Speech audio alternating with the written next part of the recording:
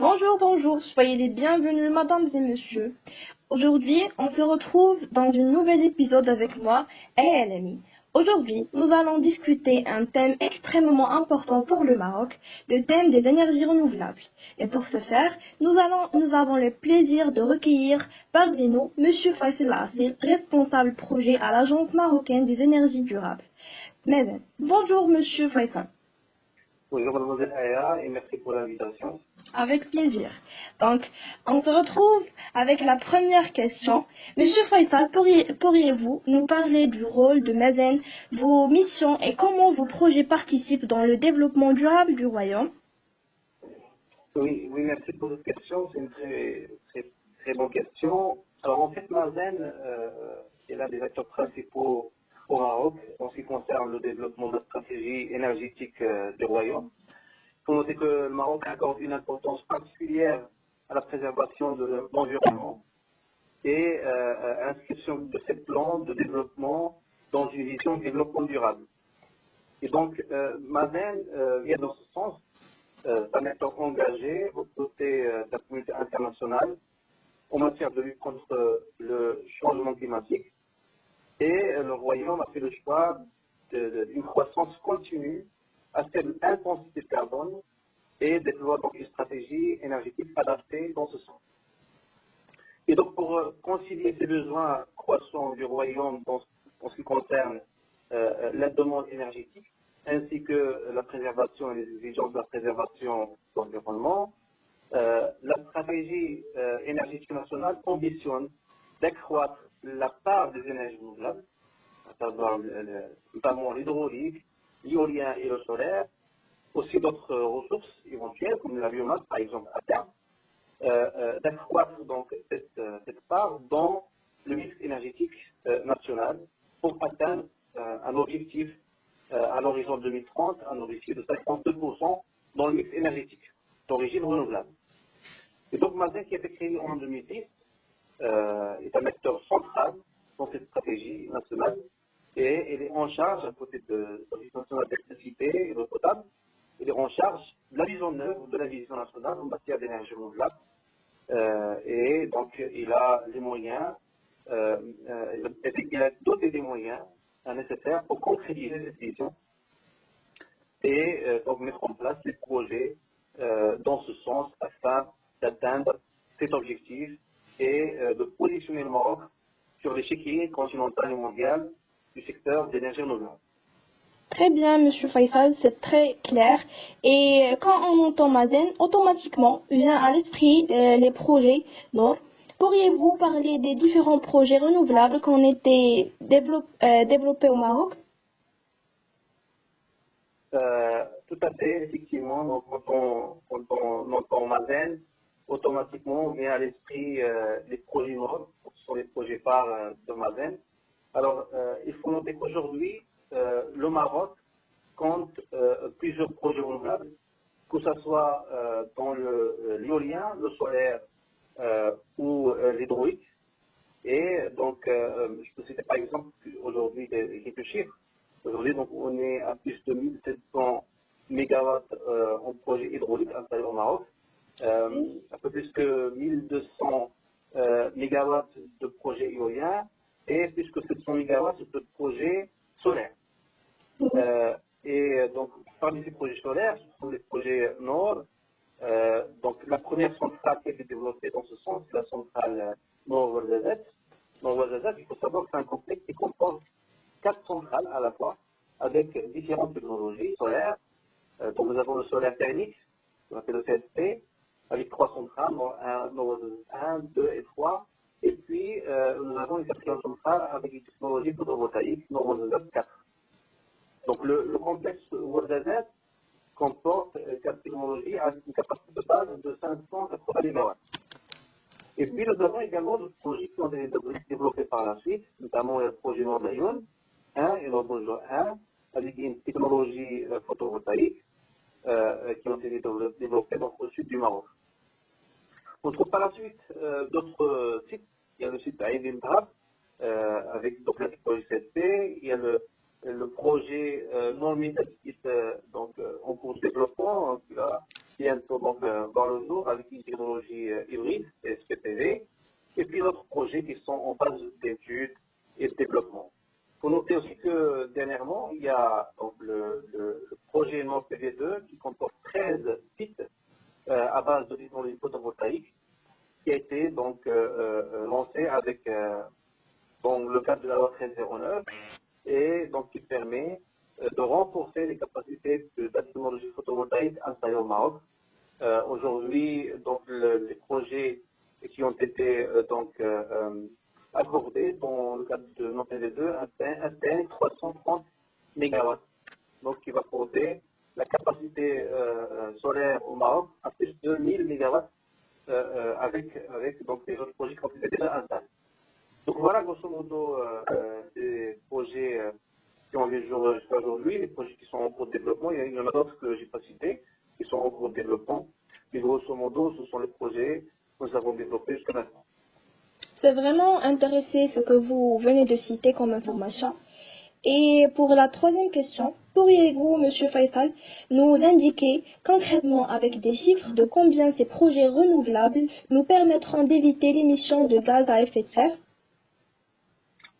Alors, c'est une question importante, effectivement, parce que faut savoir que on prête une attention particulière à l'identification des impacts potentiels des projets sur l'environnement, et cela tout au long de leur développement. Donc, il y a des mesures d'atténuation visant à éviter et à réduire ou à compenser les effets d'identité. Ces mesures qui sont mises en place afin d'assurer une intégration optimale des projets dans leur zone d'implantation. Donc, par exemple, par rapport à la réduction en termes de gaz à effet de serre, notamment CO2, l'équivalent CO2, le recours aux énergies renouvelables, aujourd'hui développées au Maroc, nous permettra d'éviter l'émission d'environ 9 millions de tonnes CO2. Donc, c'est l'équivalent de 2,5 millions, l'équivalent de 2,5 millions de tonnes équivalent pétrole. Oui. Et là, on trouve donc la part de du solaire avec à peu près 3,5 millions de tonnes CO2. Par l'intermédiaire de projets éoliens, nous avons à peu près 5 à 6 millions de tonnes CO2 qui sont évitées à cause de ces projets renouvelables. Donc c'est énorme comme chiffre et ça vient donc participer à notre vision de participer donc, dans la réduction d'émissions de gaz à effet de serre. Oui. Merci, Monsieur Hassel, pour tous ces éclaircissements. Vous avez cité tout à l'heure que dans le cadre de votre démarche intégrée, le développement durable est associé à un développement local, là où vos projets sont situés. Pourriez-vous nous parler un peu de cet aspect également? Oui, oui, effectivement, donc c'est un aspect parce qu'il faut savoir que Mazen, dans ce projet, a une vision intégrée, c'est-à-dire notre approche conjugue à la fois des dimensions économiques, évidemment, la production d'électricité, mais aussi des dimensions sociales et environnementales. Oui. L'objectif est d'impacter positivement les zones d'implantation des projets et les populations locales de ces projets. Donc, dans ce cas-là, Mazen intervient en synergie avec d'autres acteurs locaux selon une stratégie adaptée aux priorités des populations pour assurer un développement local de façon volontariste, si je peux dire. Oui. Donc, dans ce sens, nous avons 3 axes qu'on vise par ordre de priorité. Donc, il y a l'objectif de participer au désenclavement des territoires, notamment via l'infrastructure et les équipements de base qu'on développe.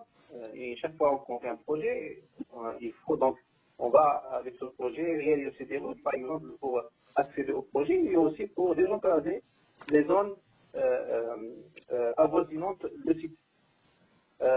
Deuxième axe, c'est l'amélioration du cadre social des populations. Je dis cadre social, donc par la santé, éducation, donc les services de base. Et troisième axe, c'est le développement et l'animation des territoires, donc à travers des actions qui visent donc à dynamiser les territoires sur les sujets qu'on juge importants, donc, par exemple l'agriculture, l'entrepreneuriat, l'emploi, l'animation socioculturelle et sportive. Et voilà, et donc dans ce sens, on choisit à chaque fois donc, des secteurs d'intervention. Bon, et puis, je peux dire qu'il y a 5 secteurs d'intervention principaux qu'on vise. D'abord, les activités génératrices de revenus, avec des programmes d'accompagnement, avec des séminaires d'information, de formation, de la formation professionnelle également, pour assurer une action professionnelle pour les gens de la région. Il y a également des animations socioculturelles aussi, qu'on fait donc systématiquement dans les zones d'implantation, par exemple des colonies de vacances qu'on assure, des sponsorings d'événements sportifs, culturels, dans les zones d'exploitation également. Le troisième secteur, c'est la santé.